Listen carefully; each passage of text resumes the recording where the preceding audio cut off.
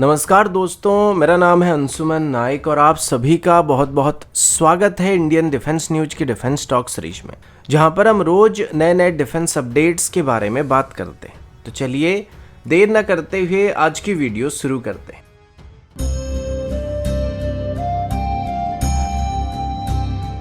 आज की पहली अपडेट अग्नि मिसाइल को लेके। आप सभी ने रिसेंटली हुई अग्नि मिसाइल की टेस्ट को तो थोड़ा बहुत तो देखा ही होगा, जो कि पिछले 2-3 दिनों से न्यूज पर बना हुआ है। वैसे तो अभी तक ऑफिशियली इस टेस्ट को लेके कोई भी प्रेस रिलीज को इशू नहीं किया गया था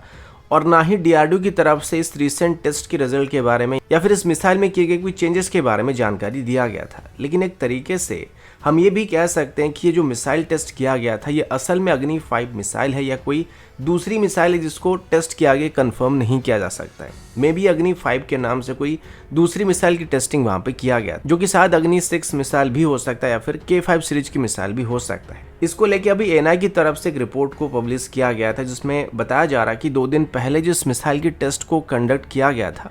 अगर वो अग्नि 5 मिसाइल है तो अभी इसे रिलेटिवली हल्का बनाया जा चुका है। और डीआरडीओ की तरफ से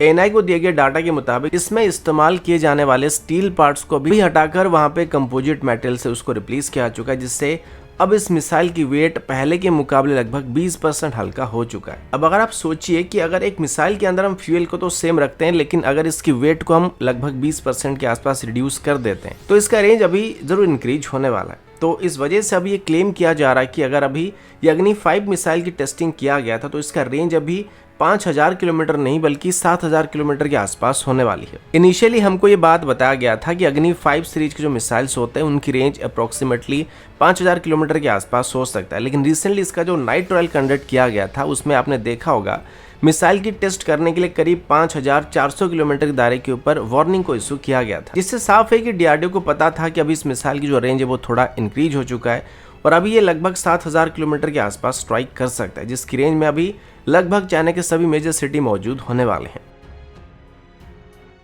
अगला अपडेट रफाल और F-16 को लेके। अभी कल ही भारत को फ्रांस की तरफ से आखिरी रफेल को यानी कि 36 यूनिट को डिलीवर किया गया था और इसी के साथ ही डसॉल्ट की तरफ से अभी रफाल डील के अंदर साइन किए गए सभी 36 के 36 जेट को भारत को डिलीवर कर दिया गया। जब इनिशियली रफाल डील को फाइनल किया गया था तो रफाल डील को लेके कई लोग सवाल कर रहे थे और इसकी प्राइस को लेकर और इसकी कैपेबिलिटीज को लेके भी काफी सारे सवाल किए गए थे। अब बार बार इंडियन एयरफोर्स की तरफ से बात बताया गया था कि रफाल हमारे एयरफोर्स में वर्तमान की सभी एयरक्राफ्ट के मुकाबले सबसे मॉडर्न एयरक्राफ्ट होने वाले, जो कि बोथ चाइना और पाकिस्तान की किसी भी फाइटर जेट को टक्कर दे सकता है। लेकिन फिर भी कई लोगों ने कई तरह के इस पर सवाल किए थे। जब बालाकोट वाला किस्सा भी हुआ था तब भी इंडियन एयरफोर्स की तरफ से बात कहा गया था कि अगर हमारे पास तब रफाल मौजूद होता तो पाकिस्तान के जो 22 से 26 के आसपास एयरक्राफ्ट रेड करने के लिए आए थे तो उसमें से हम आधे को मार के गिरा सकते थे। अब हालांकि अभी तक ऑफिशियली कहीं पर भी ये बताया नहीं गया कि रियल वर्ल्ड डॉग फाइट में रफाल कितना बेहतरीन रहा है। कुछ साल पहले एक बार खबर सामने आया था जिसमें एक वीडियो क्लिप को दिखाया गया था जहां पर रफाल ने F-22 को अपनी कॉम्बैट ड्रिल के दौरान मार गिराया था। लेकिन हमारी मेन राइवल्स की बात करें तो वो चाइना और पाकिस्तान है और पाकिस्तान का जो मेन फाइटर जेट है वो JF-17 और F-16 भी है और वर्तमान वो J-10C को भी लिमिटेड नंबर में कर रहे हैं। इनमें से भले ही पाकिस्तान कितना भी JF-17 को अपनी सर्विस में शामिल करे, लेकिन जो मेन फाइटिंग रोल है उसके लिए वो F-16 को डिप्लॉय करते हैं और आगे चल के हो सकता है वो उसके लिए J-10C को डिप्लॉय कर सकते हैं। और अभी मजे की बात यह कि रिसेंटली ग्रीस की तरफ एक स्टेटमेंट दिया गया जिसमें यह बताया गया कि एक फ्रेंडली एक्सरसाइज के दौरान रफाल ने क्लीन स्वीप के साथ ही F-16 की मॉडर्न वेरिएंट यानी कि F-16 ब्लॉक 52 को भी मार गिराया था, जिसमें बहुत क्लोज रेंज की डॉग फाइट को कंडक्ट किया गया था, साथ ही लॉन्ग रेंज की फाइट को भी कंडक्ट किया गया था। ग्रीस की जो मीडिया उसके मुताबिक रफाल की मैन्यूवरेबिलिटी F-16 के मुकाबले काफी ज्यादा बेहतर है, जो कि विजुअल रेंज की फाइट में बहुत ही घातक साबित होता है। साथ ही लॉन्ग रेंज के फाइट में भी रफाल की mature missile spectra electronic warfare system और इसकी एएसआई रडार इसे लॉन्ग रेंज अटैक करने की कैपेबिलिटी काफी अच्छी देती है। इनफैक्ट इसकी ओवरऑल परफॉर्मेंस को देखने के बाद ग्रीस की तरफ से रफाल को 5th जनरेशन फाइटर भी एक तरीके से कहा जा रहा है। हालांकि इसका डिजाइन जो है वो 4.5 जनरेशन का डिजाइन है, लेकिन परफॉर्मेंस के मामले में, एवियोनिक्स के मामले या फिर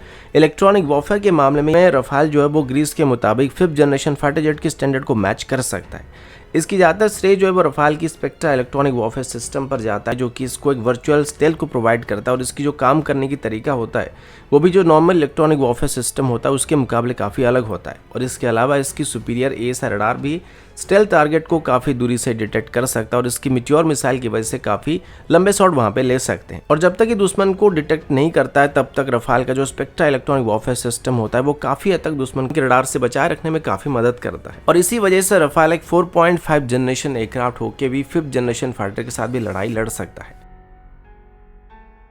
अगला अपडेट RUAV को लेके है। पिछली बार की एरो इंडिया शो के दौरान HAL की तरफ से एक रिमोटली ऑपरेटेड हेलीकॉप्टर टाइप की UAV को डिस्प्ले किया गया था जिसे RUAV 200 का नाम दिया गया था। अब इसको इनिशियली भारत और चाइना के बीच चल रहे तनाव के बीच ही डेवलप करने का प्लान बनाया गया था और इसका मेन पर्सपेक्टिव ये था कि इसको हायर अल्टीट्यूड रीजन में हम लोग लॉजिस्टिक को सप्लाई करने के लिए इस्तेमाल करने वाले हैं। इसका वजन करीब 200 kg तक हो सकता है, जिस वजह से इसको RUAV 200 का नाम दिया गया और ये अपने साथ करीब 40 kg तक की पेलोड को भी कैरी कर सकता है। अभी बताया जा रहा है कि HAL की तरफ से अपनी इस RUAV की टेस्ट फ्लाइट को करने के लिए तैयारी किया जा रहा है और इनफैक्ट अभी इसके एक प्रोटोटाइप की फैब्रिकेशन वर्क को कंडक्ट किया जा रहा है और उम्मीद है कि इसे 2023 की मिड में यानी कि जून या जुलाई तक टेस्ट करने की कोशिश किया जाएगा। मोस्टली जो एकदम से बॉर्डर एरिया होते हैं जहां पर लाइन ऑफ एक्चुअल कंट्रोल आता है वहां पर कई जगह ऐसे होते हैं जहां पर सामान पहुंचाने के लिए बहुत ही मुश्किल रास्ते से हमको गुजरना पड़ता है और कई जगह पर रास्ते भी मौजूद नहीं होते। तो ऐसे जगह में सामान को ले जाने के लिए हमको या तो किसी खच्चर के ऊपर या घोड़े की पीठ पर सामान को लाद कर वहां पे ले जाना पड़ता है और कई जगह ऐसे होते हैं जहां पर हमको खुद सामान लेके जाना होता है जो कि बहुत ही मुश्किल काम होता है। तो वहां पर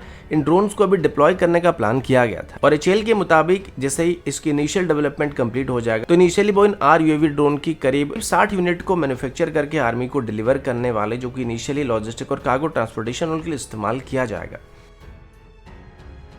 अगला अपडेट ATAGS की तरफ से और अभी देखा जाए तो ATAGS को लेकर एक बहुत ही अच्छी खबर सुनने को मिल रहा है और वो ये कि अभी फाइनली आर्मी की तरफ से ATAGS को अपने सर्विस में शामिल करने के लिए क्लियर किया जा रहा है और इनिशियली इसकी 150 यूनिट को ऑर्डर करने का भी प्लान किया जा रहा है। बताया जा रहा है कि फाइनली 2023 की जून जुलाई तक 150 ATAGS के लिए आर्मी की तरफ से फॉर्मल ऑर्डर को प्लेस किया जाएगा, जिसके बाद इनकी डिलीवरी हमको 2024 से शुरू होने वाला है। लेकिन मजे की बात यह कि ये जो ऑर्डर होने वाला है ये सिर्फ एक लिमिटेड सीरीज प्रोडक्शन होने वाला है और आर्मी के मुताबिक हालांकि ATAGS अभी तक आर्मी की सभी रिक्वायरमेंट को पूरा कर रहा है लेकिन फिलहाल इसकी कुछ और टेस्ट करना बाकी है क्योंकि अभी तक हमने इसको मून पर टेस्ट नहीं किया और आने वाले समय में इस एसगार्ड में भी ले जाकर टेस्ट करने का प्लान किया जा रहा है, जिसके बाद जाके इसकी फुल स्केल ऑर्डर को प्लेस किया जा सकता है। और अगर ये एसगार्ड में और मून में किए गए टेस्ट को क्लियर कर देता है तो फिर उसके बाद जाके इसके एडिशनल 600 यूनिट के लिए ऑर्डर को प्लेस किया जा सकता है और फिर बैच में करीब 2000 के आसपास ATAGS को इंडियन आर्मी में शामिल किया जा सकता है। लेकिन यहाँ पर एक और ट्विस्ट भी है, इसमें बताया गया कि इन गन्स को अभी कल्याणी ग्रुप की तरफ से और टाटा पावर के द्वारा मैन्युफैक्चर किया जाने वाला है, लेकिन